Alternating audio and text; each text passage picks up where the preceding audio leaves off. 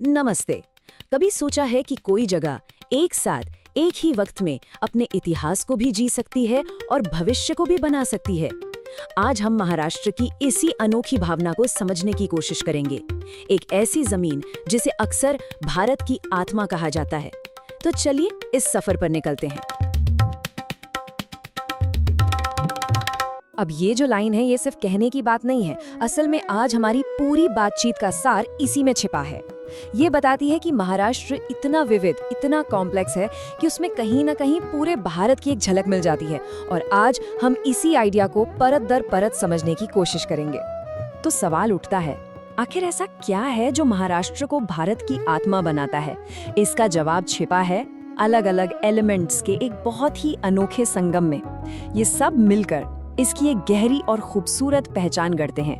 और देखिए, कमाल की बात ये नहीं है कि ये चारों चीजें यहाँ मौजूद हैं। कमाल की बात तो ये है कि ये कैसे एक दूसरे में घुली मिली हैं। जरा सोचकर देखिए, आप किसी पुराने विशाल किले पर खड़े हैं और नीचे एक जगमगाता हुआ मॉडर्न शहर फैला है, या फिर एक हाईटेक पार्क के ठीक बगल में एक सदियों पुराना मंदिर है।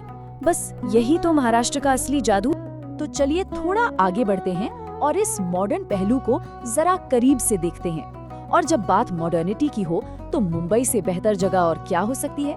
महाराष्ट्र का धड़कता हुआ, सपनों से भरा दिल। मुंबई, इस शहर की एनर्जी को आप सच में महसूस कर सकते हैं। ये एक ऐसा शहर है जो एम्बिशन पर चलता है, सपनों पर जीता है। देश के हर कोने से लोग यहाँ बस एक उम्मीद लेकर आते हैं, कुछ बड़ा करने की। और यही जो कभी न रुकने वाला, कभी न हारने वाला जज्बा है ना, वही इस शहर को चलाता है। दिन और रात का ये जो फर्क है ना, ये इस शहर की न रुकने वाली एनर्जी को बिल्कुल सही तरीके से दिखाता है। दिन में नई उम्मीदें हैं, नए मौके हैं, और रात में उन्हीं उम्मीदों से जन्मे सपनों की रोशनी है। ये एक ऐसी रिदम है जो कभी धीमी नहीं पड़ती। और इस सारी भाग दौड़, इस मॉडर्निटी के बीचों बीच इतिहास भी अपनी पूरी शान से खड़ा है।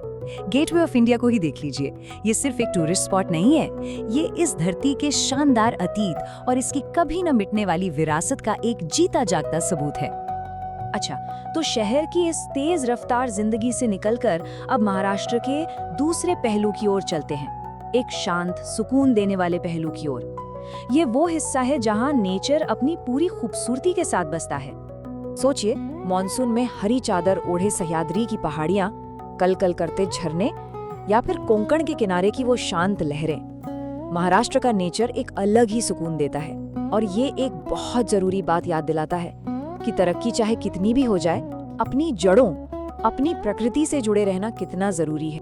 प्रकृति से निकलकर अब हम टाइम में और भी पीछे सफर करते हैं। चलते हैं उस गहरे इतिहास की ओर जो आज भी पत्थरों के जरिए हमसे बात करता है। ये सवाल ही कितना दिलचस्प है ना, कि क्या पत्थर भी कहानियां सुना सकते हैं? क्या बेजान दिखने वाले ये पत्थर अपने अंदर सदियों के राज दबाए रख सकते हैं? महाराष्ट्र में इसका जवाब एक जोरदार हाँ है। और ये कहानियां 100-200 साल पुरानी नहीं है। हम बात कर रहे हैं हजारों सालों की।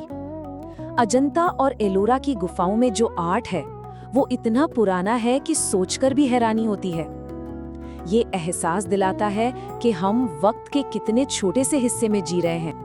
तो ये समझना बहुत जरूरी है कि ये सिर्फ पत्थर की गुफाएं नहीं है, ये एक जिंदा विरासत है, एक ऐसी कला जिसने वक्त को भी हरा दिया। और आज भी दुनिया भर के लोग इसे देखकर दंग रह जाते हैं।